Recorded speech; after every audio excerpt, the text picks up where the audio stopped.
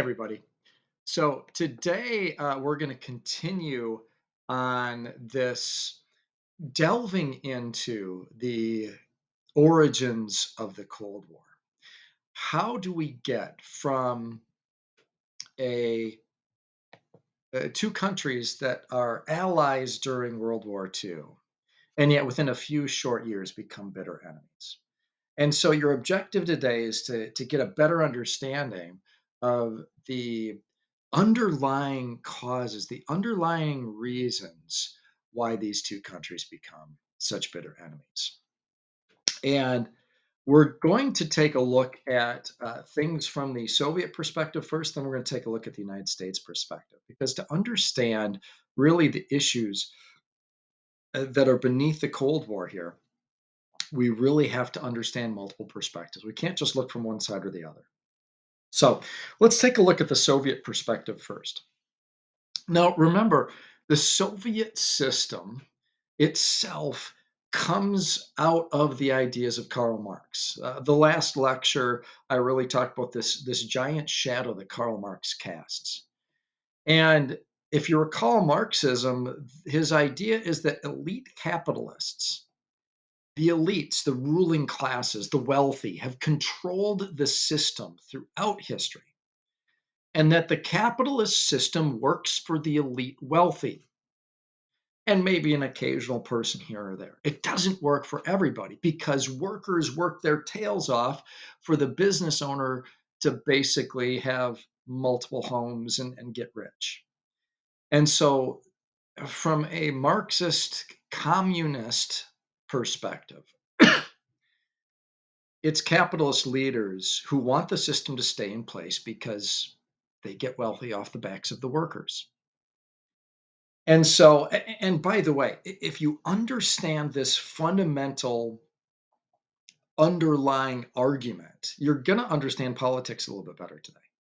Because the roots, I think, cause of the arguments between Democrats and Republicans today, in some ways, are very much connected to this guy, Karl Marx, and how you view workers and how you view capitalism. Does capitalism work for people? Does it not? So, should there be more government restrictions to make sure capitalism doesn't take advantage? There's so many things, so many arguments that really come out of how you view capitalism and its effect on workers. Well, so keep that in mind that the Soviet system is built on this idea that capitalists are evil, they're wealthy elites trying to control you. And remember, perspectives come from experience. And so, from the Soviet perspective, let's look at their experience. So, in 1917, they have something called the Bolshevik Revolution, led by this guy named Vladimir Lenin. And Lenin bases this his new country on Marxist ideas that hey, let's set up a system where the workers can have a much bigger benefit to the work that they to the work that they do.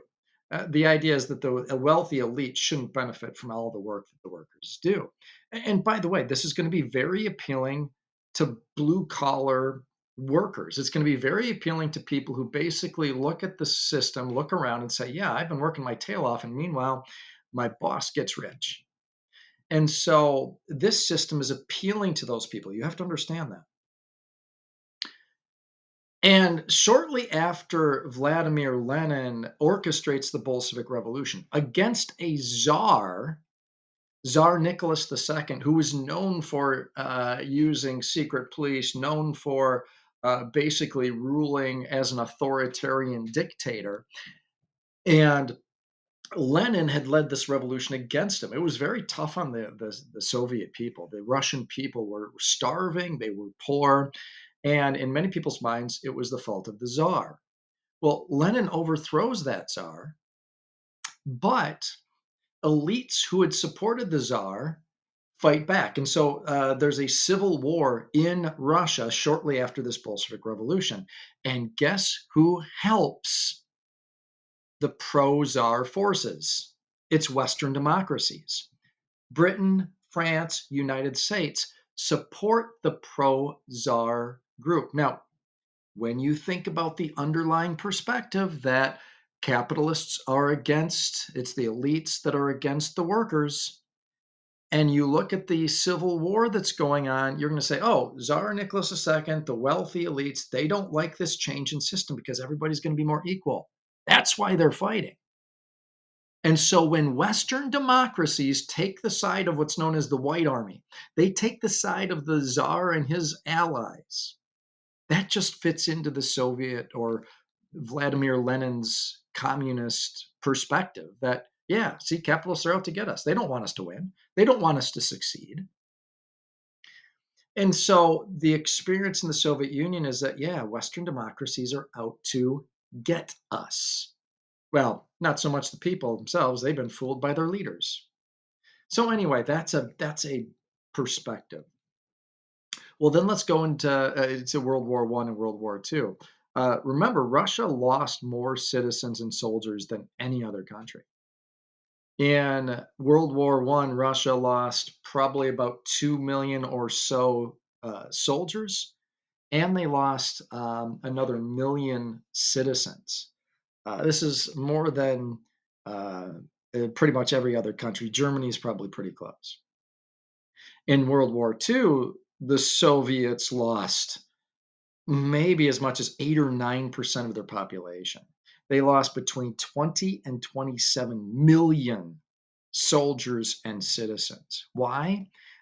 Because in both cases, Germany decided to attack Russia, decided to attack Russia or slash the Soviet Union. And so Russia really feels like, man, we've been attacked twice. We've lost so many people because of these Germans. And And so they want a buffer zone. They want a like protection from this happening again. And who's standing in their way? Western democracies. Do Western democracies want democracy in Poland or Hungary, or do they just not care about the Russian people? Um, well, look at the reasons behind World War II. Remember appeasement? Remember, Hitler had started taking territory like Anschluss with Austria and also took the Sudetenland in Czechoslovakia. Remember, the British and French had given in to Hitler's demands? Well, from a British and French perspective, remember we talked about some reasons why they felt bad about the end of World War One, and there were some reasons why they did this. One of those reasons, though, that they capitulated to Hitler was because Hitler was vehemently anti communist. Nazism is completely anti communist. In fact, Hitler, one of the first things he does is get rid of communist groups in Germany. And so let's look at this from the Soviet perspective. The British and French have already supported armies against you. They wanted the White Army to win. And now they're giving in to Hitler. Why might they be giving in to Hitler? Do they want to see Hitler take you out? Do they want to see a Hitler come in and take you out in a war? And then when Hitler does try to do this, does this just confirm Soviet suspicions that the British, the French are working because they're so scared of communism? They're so scared of Marxist ideas that the workers will get more power that they're even willing to give Hitler an ability to do what he does. And so, from the Soviet perspective, there's this idea of capitalist encirclement that the capitalists are out to get you. The British, the French, the Americans, the Germans, everybody's out to destroy your system because they don't want it to work. Because if it works, then that means capitalism is bad. And capitalist elites don't want to see that. And so and so after World War II, when the Soviets are like, "Hey, we need a buffer zone. We think there should be communist countries in Eastern Europe," capitalists saying, "No, we can't let that happen." That just fits into your perspective that the capitalists are out to get you. So from the Soviet perspective, they need a buffer zone. They need to level the playing field, and they need to be able to defend themselves. Listen, the Americans have just tested an atomic bomb. They now have the power to destroy entire cities. Uh, Judging by the past, will the Americans use any excuse to now start bombing Russian cities? Because if the elite capitalists hate communism, if they hate Marxism, and they've shown they're willing to use atomic weapons, what's going to stop them from using atomic weapons against Russia? And so Russians feel like, oh, we have got to find a way to make sure we're protected, because who knows what these evil capitalist leaders are capable of. So there's a lot of suspicion from the Soviet perspective. Yeah, they worked with us in World War II against the Nazis, but they really didn't want to. That capitalist elites are going to try to find a way to be against us every time. And so we need to protect ourselves. That's the Soviet perspective. And so this is the buffer zone they want. They want these countries in Eastern Europe to become communist to give them some level of protection against the a West Germany, against a France, against a Britain from attacking them.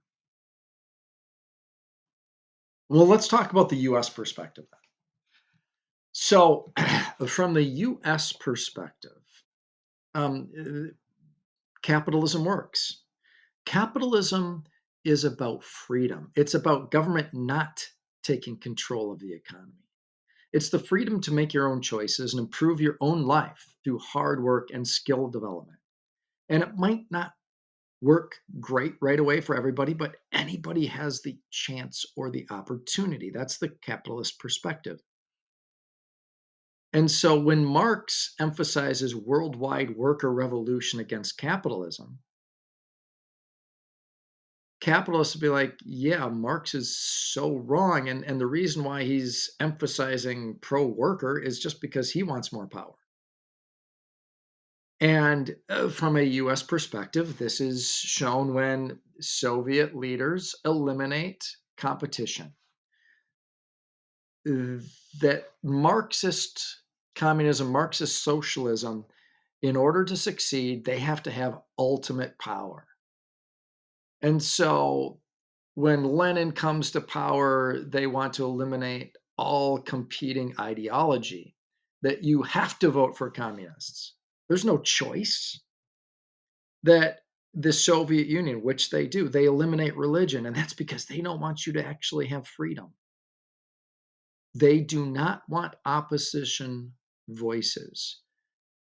And so in capitalism, the capitalist perspective is you can have freedom to choose, that there should be different perspectives. And if somebody wants higher taxes or lower taxes or more government, listen, that's choice, that's freedom. Soviets don't give you that. They're anti freedom, not just anti capitalism. And so that's a key US perspective, is that it's not just about economic systems, it's about controlling your life. And so the Soviets don't want free elections in Eastern Europe, and they forced Eastern Europe to become communist. They went back. They're not to be trusted. They promised free elections, and they didn't allow for it. You can't trust these communists. And they're also trying to spy on America. Now, granted, America has spies and is doing the same thing to the Soviet Union, but they are using spies to try to gain American secrets. They're trying to get access to the atomic bomb. And American suspicion is, look, if at the root they want to have worldwide revolution to overthrow capitalist systems, what if they give the atomic bomb to workers? What if they help force revolutions against capitalist countries? They're trying to turn other countries to communism. And the more communist countries there are, the worse off we are. Here's why. Capitalism, sorry, capitalism relies on a robust trade system. You have to be able to get resources from allies, and you have to have them buy your products. And there's this trade between capitalist countries that, if it exists and is functioning smoothly and well, every country is going to benefit. So, as the Soviet Union is trying to get countries to turn to communism, that eliminates some of the countries we can trade with. So, listen, Polish people are no longer going to be able to buy American products when they turn to communism because the government makes all the decisions. We're no longer going to be able to buy Polish resources. And so, the United States, the more countries that become communist, the more that hurts the capitalist system. And this just fits into the perspective. See, the Soviets are out to get us. The Soviets are out to get countries to turn to communism, and that's going to hurt capitalism in the long run. U.S. ambassador to Russia at the end of World War II and after World War II is a guy named George Kennan. And you really should know George Kennan. His studies of the Soviet Union, his studies of Stalin, caused him to answer some questions that President Harry Truman had. It's called the long telegram because he basically sends a telegram. Hey, you had a bunch of questions. Here's a map for what I think our strategy involving the Soviet Union should be. So basically, he goes into detail about how the Soviets view capitalism as they're out to get them. And therefore, the Soviets, what they want to have happen is capitalists to fight each other because that'll help the Soviet Union in the long run. And so it basically goes into detail about everything that the Soviet Union is doing and that they really don't have much strategy. It's just like they'll push the envelope as much as they can, but if you meet them with strength, if you resist the Soviets, they'll back down. And so what Kennan recommends is going to become American policy. So what he basically says is, look, the Soviets, if you resist them, if you say no, uh, if you try to cross this line, we will meet you with force. The Soviets will back down.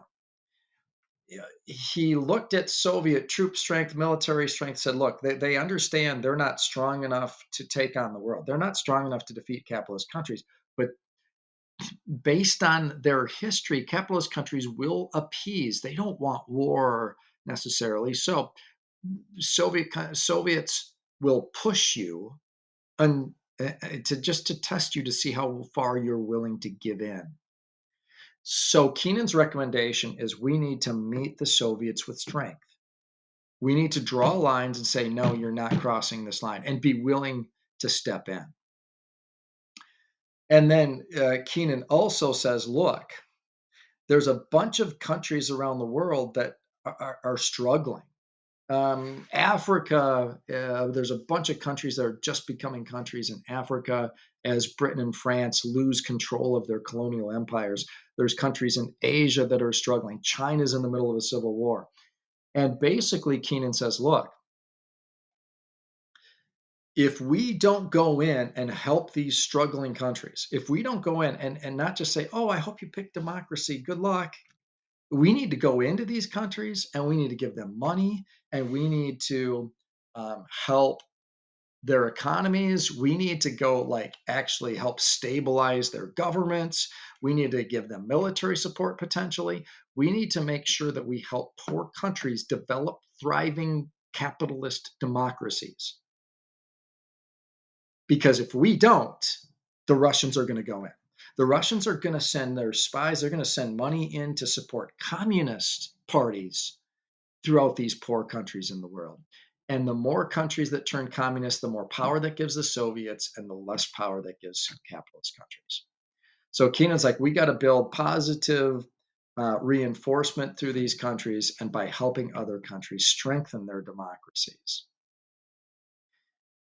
And so this is going to lead to the formulation of what becomes known as the containment theory or um, the policy of containment. Truman is going to put together policy based on George Kennan's recommendations that basically say we're going to contain communism wherever we can. And that means we're going to step in and we're going to help poor developing countries. And so what you get then, ladies and gentlemen, is the Soviet Union here in orange and the United States in green. Um, they don't really actually want to go to war against each other directly, but they want to try to get countries around the world to join their side. And so throughout the world, what's going to be happening is the United States is going to go in and they're going to try to support democratic governments. They're going to give money. They're going to send military support if needed. They're going to find ways to try to support pro-capitalist groups and undermine pro-communist groups. Meanwhile, the Soviet Union's going to do the same thing. They're going to try to send money and support to pro-communist groups throughout the poor developing world. And so the rest of the world is going to be very much under the influence of either the Soviet Union or the United States, as both countries vie to help their system develop in your country. And so there's going to be, as there's conflicts around the world over a variety of things, as there's civil wars that develop, as intercontinental or intracontinental wars occur, the United States and the Soviet Union are going to be beneath the system, trying to support one side or the other, whoever they feel like is going to help them advance their agenda. So in Eastern Europe, the Soviets help install communist governments in these satellite nations, and they're going to try to do the same thing in a variety of other places, while the United States is going to try to support pro-capitalist forces throughout this region.